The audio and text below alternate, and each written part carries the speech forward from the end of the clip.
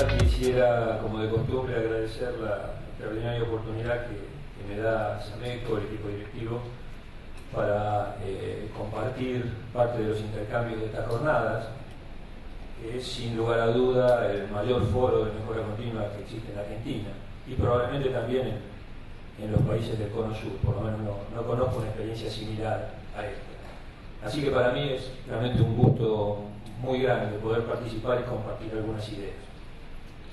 El tema seleccionado para hoy, como ustedes verán ahí en la presentación, es hablar un poquito sobre los últimos avances o lo que hemos estado viendo que ocurre en relación a la posible interpretación o reconocimiento de un modelo de mejora continua. Es una presentación en este sentido tal vez un poquito técnica, pero lo que pretende no es compartir tecnicismos, sino algunas conclusiones a las que vamos arribando y que esperamos que puedan ser de utilidad para todos.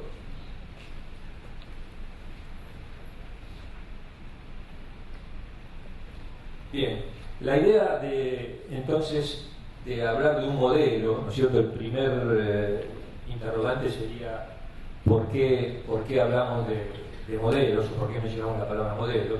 Indudablemente una de las grandes incógnitas o de los temas centrales para todos los que estamos en el proceso de mejora continua es cuál es la mejor manera de hacerlo, cuáles son esos secretos, esos mecanismos relacionados con la gestión que nos pueden llevar a una implementación exitosa. Creo que todos los que estamos aquí, todos los que participamos de estas experiencias, estamos siempre tratando de encontrar mejores formas de desarrollo.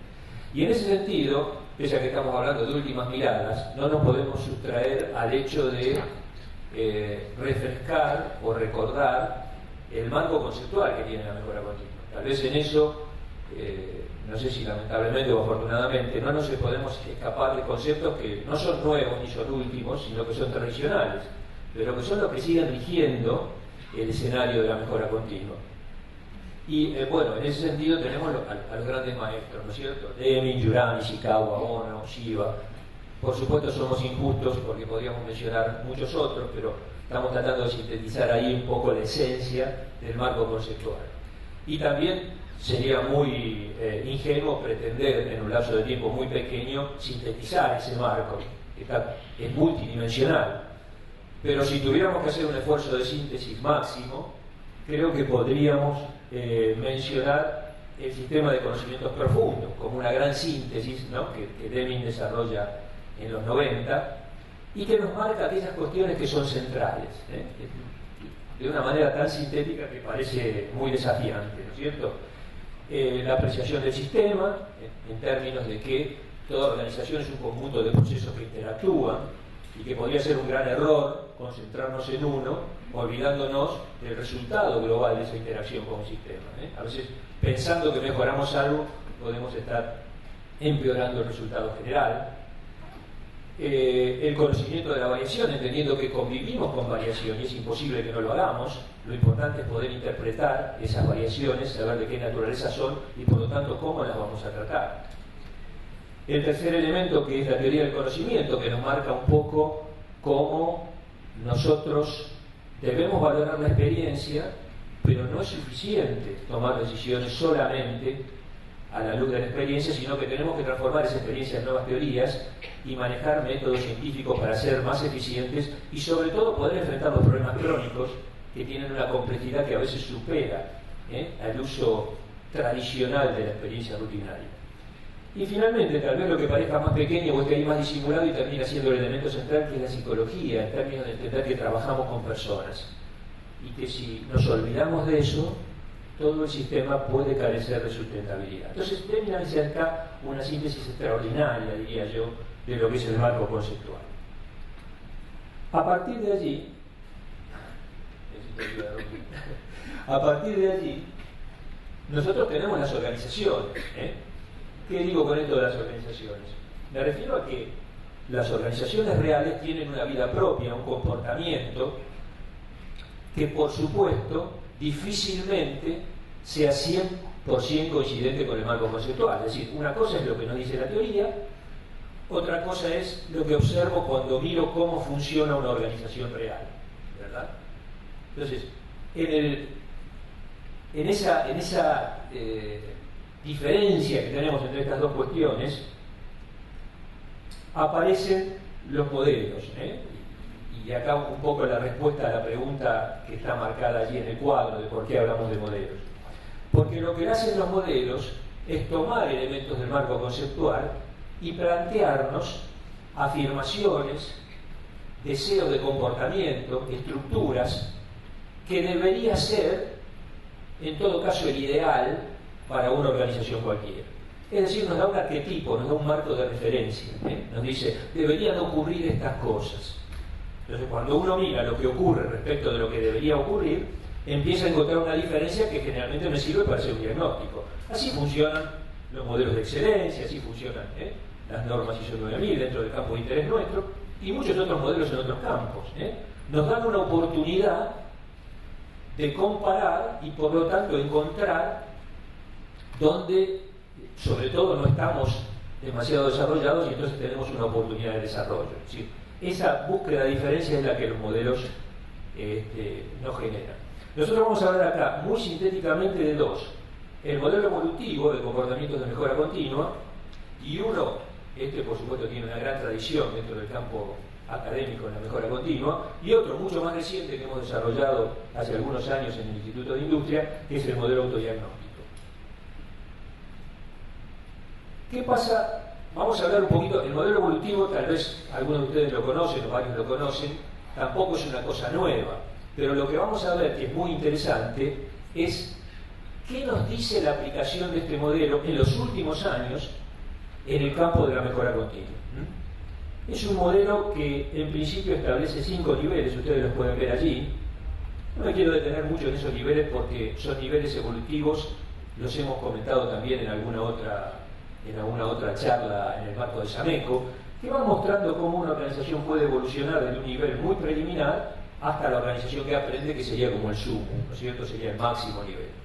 En realidad, el hallazgo del modelo evolutivo es un modelo que se desarrolla en la Universidad de Brighton, en Inglaterra, haciendo un trabajo dentro de un programa, como ustedes ven ahí la sigla es CIRCA, que es algo así como Investigaciones de Mejora Continua para la Ventaja Competitiva, muy interesante.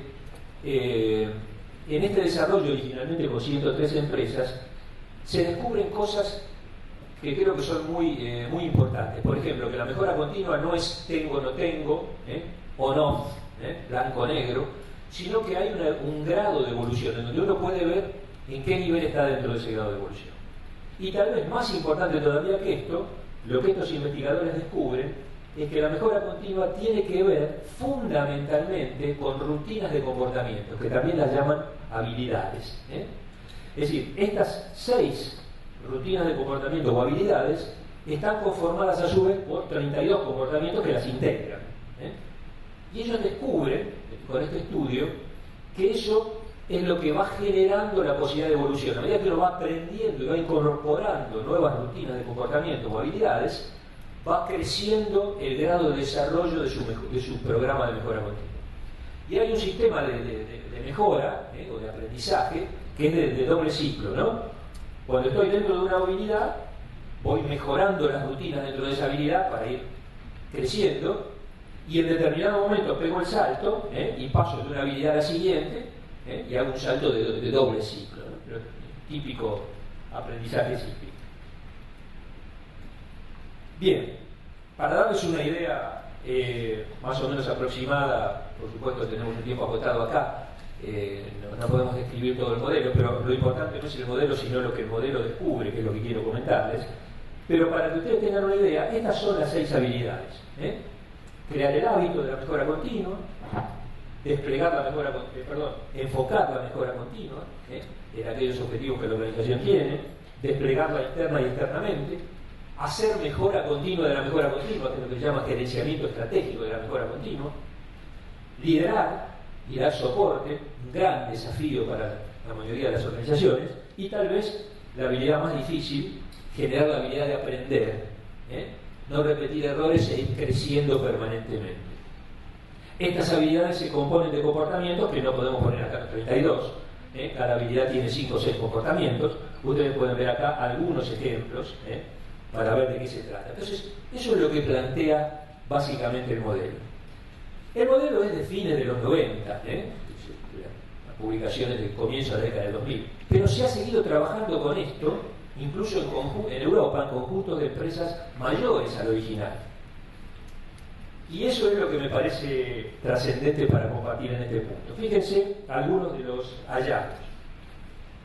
Uno de los hallazgos de estas aplicaciones, muy interesante, yo diría que una buena noticia, si ustedes quieren, aunque tal vez la mayoría acá diga yo ya lo sabía, pero lo que quiero decir es que no estoy mostrando opiniones, estoy mostrando resultados de investigaciones científicas, hechos con el método científico más depurado, publicadas en journales que tienen un gran grado de análisis de los trabajos antes de publicarlos. Uno de los hallazgos es que claramente mejorar en las habilidades que el modelo establece para la mejora continua implica mejora en la performance operacional de las organizaciones. Está probado.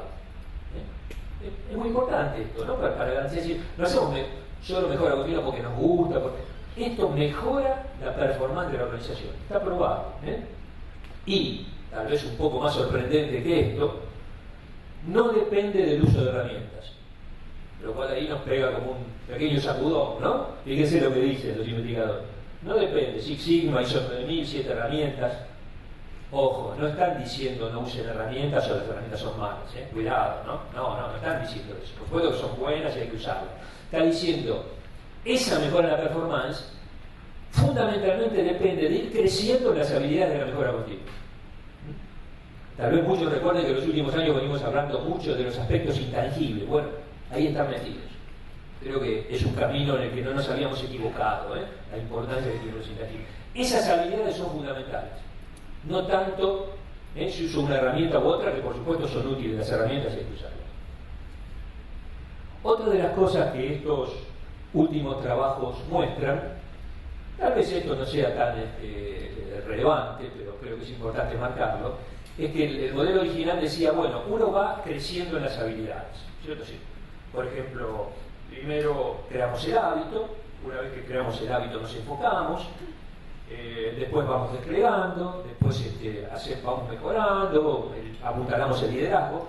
Bueno, la verdad es que las investigaciones muestran de que el crecimiento no es tan así siempre, es decir, no es tan ordenado. Y tiene sentido, si ustedes lo piensan. Lo que quiere decir el segundo cuadro, que es lo que se encontró en este análisis de los últimos años, es que a veces una organización todavía no creó completamente el hábito, pero ya está avanzando en el enfoque y vamos mejorando el liderazgo y empezamos a aprender algunas cosas y las corregimos. Es decir, que puede haber un crecimiento un poco más caótico de las habilidades, que no sea tan, hasta que no termine con la primera, no arranco con la segunda. Tiene sentido. No modifica la esencia, pero es importante saber lo que eso ocurre así, y que a lo mejor cuando en nuestra organización decimos, estamos en un caos, ¿no? Bueno, se puede convivir con cierto nivel de caos y eso no está mal. Sí, ellos marcan que el orden en las empresas con desarrollo lineal están entre las de mejor performance, pero hay más de desarrollo no lineal que de desarrollo lineal. Fíjense estos resultados, con lo cual redondeo un poquito el modelo evolutivo, ¿no? Este consorcio, por supuesto, trabajó mucho en Europa, la universidad original es inglesa, como yo ya les dije, pero el consorcio trabajó con más de 500 empresas en una aplicación posterior. Acá yo estoy hablando ya de cosas relativamente recientes en el campo académico en cuanto a las publicaciones. Con más de 500 organizaciones en Europa, finalmente se quedaron con 452 porque querían tener no menos de 50 por país, pero fíjense que valieron Australia, Italia, Holanda, España, Suiza e Inglaterra. Y la conclusión es muy importante, me parece. No depende la mejora continua de las realidades culturales y nacionales. Terminamos de absolutamente desmentir aquella idea primaria de Ishikawa, pobre, no es por denostar a Ishikawa, que fue un gran maestro, ¿no? De que solamente se podía aplicar en Japón, ¿no? O aquello que por ahí todavía sigan pensando de que, bueno, la cultura, ¿no? Sí, por supuesto que hay diferencias culturales, no depende de eso. Está probado científicamente. Estamos hablando de 500 empresas. El número exacto de niveles está en discusión. El modelo dice 5, tal vez son 4. Los clústeres o los grupos que encontraron los investigadores no eran 5. Bueno, no importa demasiado. A mayor nivel de madurez, mejores resultados operativos. Fundamental. Está claro que la mejora continua, si es una estrategia, no es una estrategia equivocada. La mejora continua puede aplicarse independientemente del tamaño, del tipo de producción y de las influencias del contexto. No hay excusas. No es cierto que es una cosa para empresas grandes. Absolutamente. Tenemos todos un gran desafío por delante. Yo creo que Sameco principalmente, ¿no? Como órgano de difusión, de llegar a las pequeñas y medianas empresas que al revés, por ahí tendrían algunas ventajas en la aplicación que las grandes no tienen, después lo mencionamos. Pero es muy importante esta conclusión, que repito, no es una opinión, es el resultado de un estudio muy exhaustivo. La evolución de las organizaciones puede no seguir linealmente el modelo, ya lo dijimos, eso no es importante. Hacemos ahora un pequeño, vamos al otro modelo, al modelo autodiagnóstico, que también se va a presentar en este congreso en un trabajo técnico. Pero ese modelo, más modesto en tamaño porque estamos trabajando en eso, fue creado en la Universidad Nacional de Gerenciamiento, el Instituto de Industria.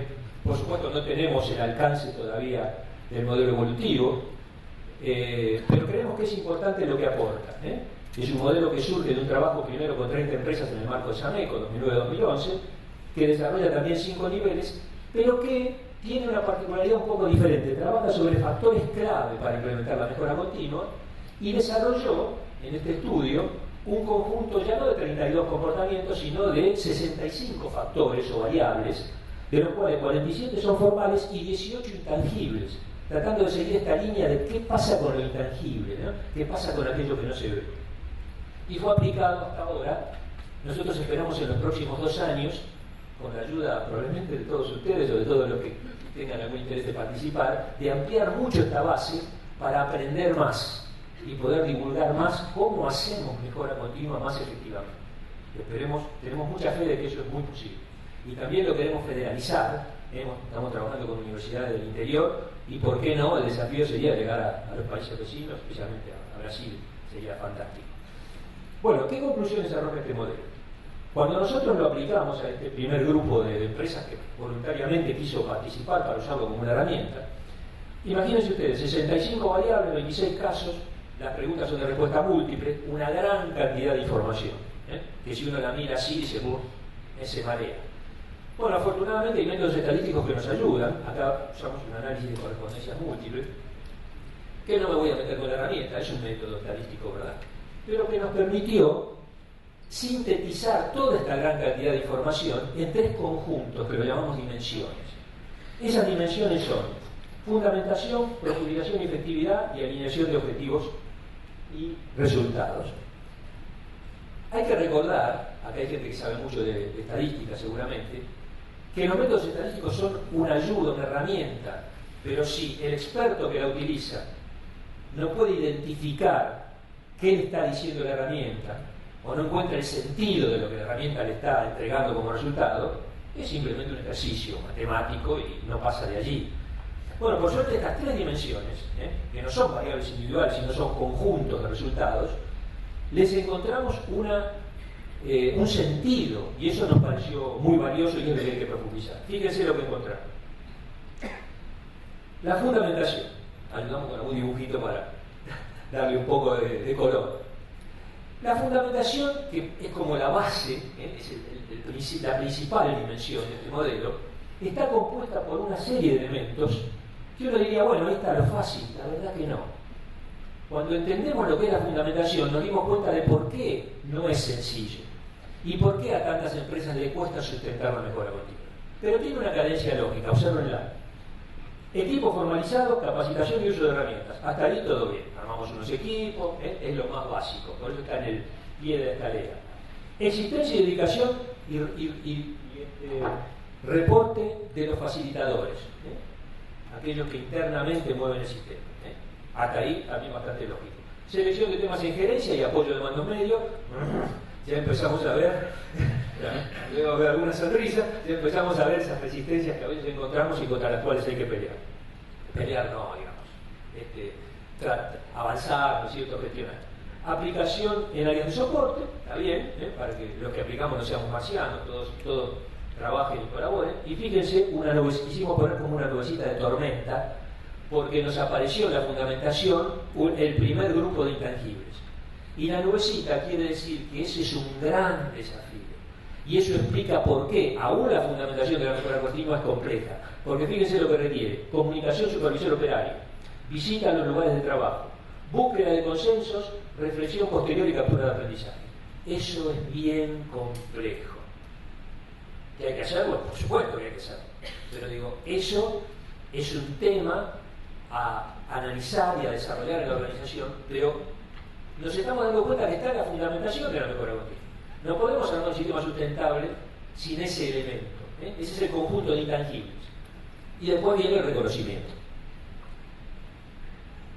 ¿Qué tenemos en la segunda dimensión? Como ustedes verán, seguimos con los dibujos alegóricos, porque ahí tenemos una verdadera tormenta.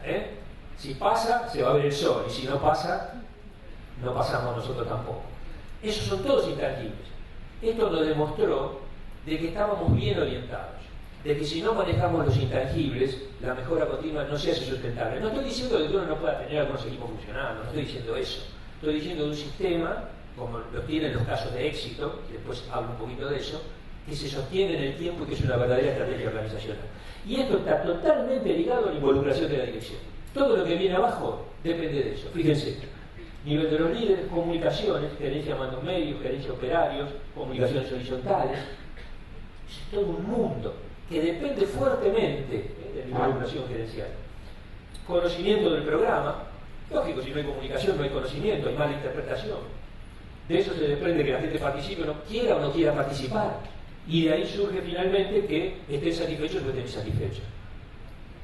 Esa nube es un gran desafío, que justamente es lo que puede profundizar la mejora continua. La tercera dimensión, finalmente, es un poquito ya como la frutilla de ya sí, estamos hablando de tercera dimensión, es como decimos, bueno, es el corolario, ¿no? Que tiene mucho que ver con la alineación, proyectos, estrategia, pero es como, ya no lo veríamos como algo tan complejo, por supuesto que es relevante, y refina algunos aspectos. Fíjese, por ejemplo, que en la fundamentación hablábamos de los facilitadores que existan. Acá ya dice que exista un área dedicada, y que los facilitadores tengan un nivel adecuado. Bueno, es decir, refina algunos aspectos. Eso es fundamentalmente. Bueno, vamos redondeando. No quiero ni por asomo hablar del método estadístico, por supuesto, porque sería un tecnicismo que no tiene sentido acá. Solamente quiero mostrar de que el método, cuando elabora todas las variables, ¿no es cierto?, arroja un resultado donde nosotros identificamos estas dimensiones, que es un poco la zona punteada que ustedes ven acá, dimensión 2, dimensión 1, dimensión 3, pero también hay un núcleo en cada dimensión, que son los aspectos que más marcan la característica de esa dimensión. Quiero usar eso para mostrar un poquito, ya redondeando esta presentación, las vías de aplicación, porque si no, parece que seguimos hablando solamente de teoría y de los análisis que hacemos en el campo académico, y acá más de uno me podría decir, bueno, vamos, está bien, está todo muy lindo, pero no me cuente un cuento de hadas, dígame. Entonces, hablemos un poquito también de la factibilidad y de la realidad, no digamos solamente que es difícil. Bueno, si miramos el núcleo central de la fundamentación, ustedes pueden ver que el núcleo central no hay sorpresa, ¿no? Que existan facilitadores con una línea de reporte adecuada, equipos formalizados, capacitación y reconocimiento. Es bien básico, ¿no? ¿Qué pasa en los casos de éxito? Y ahí vamos entonces a la aplicación. En los casos de éxito observamos que los facilitadores son de tiempo completo y tienen reporte al primer nivel gerencial. Estamos dedicando un recurso valioso a la mejora. Esto es un cambio de paradigma. Ya muchas empresas lo tienen, ya lo sé, ¿no? Pero digo, ojo con eso, es muy importante. Eso lo vemos en los casos de éxito, no lo estamos inventando nosotros.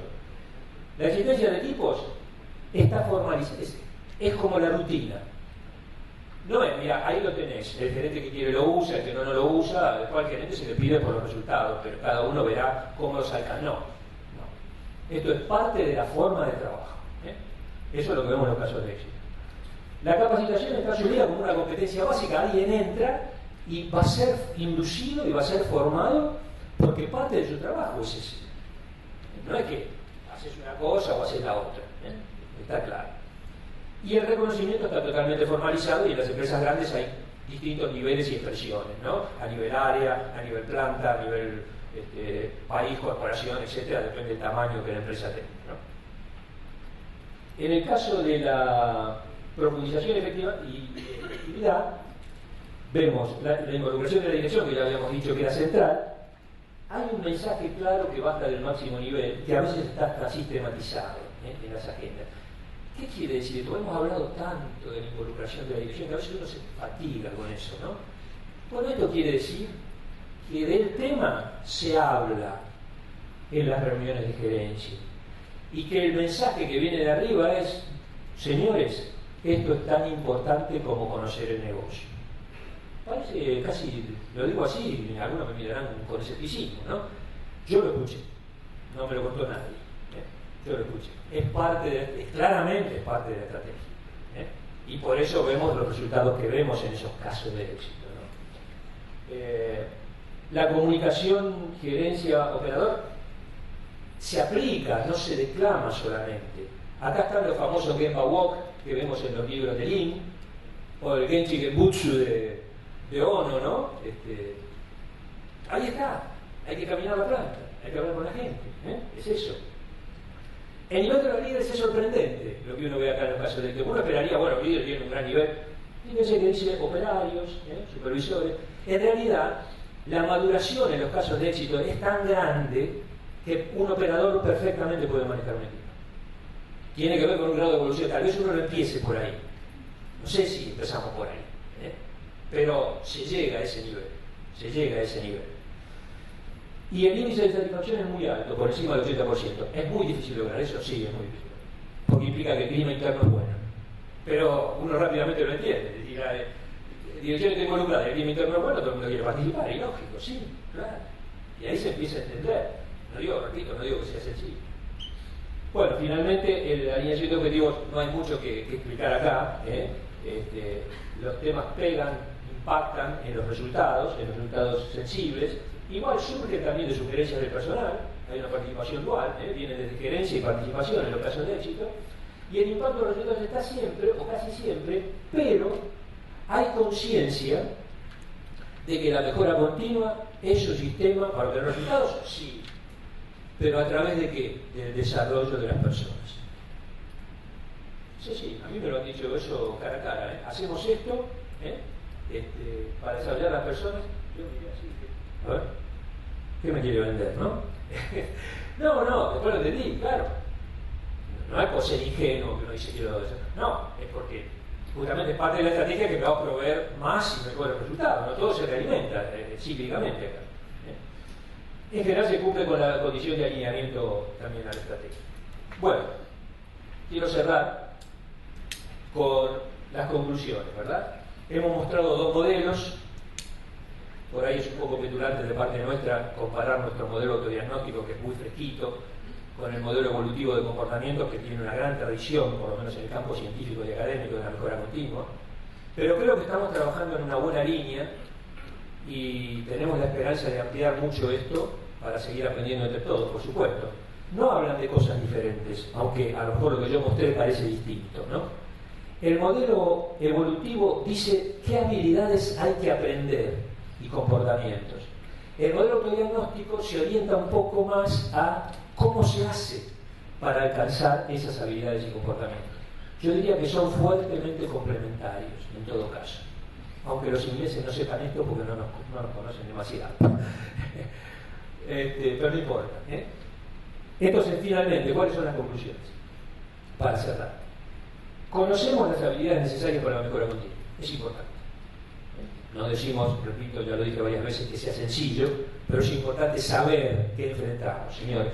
Esto es lo que tenemos que lograr. No es hacer un cursito, no es llamar a un consultor de cierto prestigio que tiene chapa, no es todo eso se podrá hacer, pero si no crecemos en la construcción de esas habilidades y comportamientos, no vamos a evolucionar. Sabemos que son independientes del contexto, del tamaño del negocio. No hay excusas, todos lo pueden aplicar. Hay una gran oportunidad en el campo de las pequeñas y medianas. Por supuesto que las grandes también, hay mucho para mejorar, no digo que no. Pero ninguna empresa grande dice que no tiene mejora continua. Y todas tienen con algún grado de desarrollo. Pero las pequeñas y medianas dicen, no, esto es para las empresas grandes. Y hay un gran error ahí. ¿Por qué? Porque ellos, un elemento central que es la comunicación, la podrían manejar mucho más fácil que las grandes. Si yo hablo de la comunicación en IPF, bueno, que tiene sin miles de personas, uno hasta se desalienta un poco de pensarlo. Pero en una pyme de 50, 80, 120 personas es mucho más sencillo manejar la comunicación. Hay un gran desafío allí y una gran oportunidad para generar desarrollo, empleo, una gran oportunidad. Está probado que impactan en los resultados. Es la buena noticia. Está probado con método científico, no es una opinión, no es opinable. Identificamos una serie de factores formales e intangibles, en el segundo modelo, que podrían permitir el desarrollo de las habilidades. Esto hay que trabajarlo más, pero me parece que estamos en buen camino. Hay que seguir trabajando. La única forma de hacerlo es academia-empresa. No hay manera. Creo que ninguno solo puede hacerlo. Tenemos que trabajar juntos. Y los casos de éxito nos muestran la factibilidad y señalan un cambio posible. No estamos contando un cuento de hadas. Hay posibilidades. Vemos que hay gente que lo está haciendo. Nadie es perfecto, pero hay gente que está muy avanzada. Y bueno, ¿por qué no lo podemos tomar como ejemplo? No hay recetas, no se puede transferir esto como si fuera el Office de una computadora a otra. Pero dentro de las particularidades del negocio y de la realidad cultural se pueden tomar ideas para desarrollarlo. Yo quisiera cerrar con una frase. El camino está allí. Es viable, es factible, tenemos elementos que nos muestran que es así. Hace falta convicción y la decisión para transitarlo. Creo que todos los que estamos acá estamos convencidos que vale la pena. Ojalá que en los próximos años podamos mostrar que lo hemos logrado. Muchas gracias.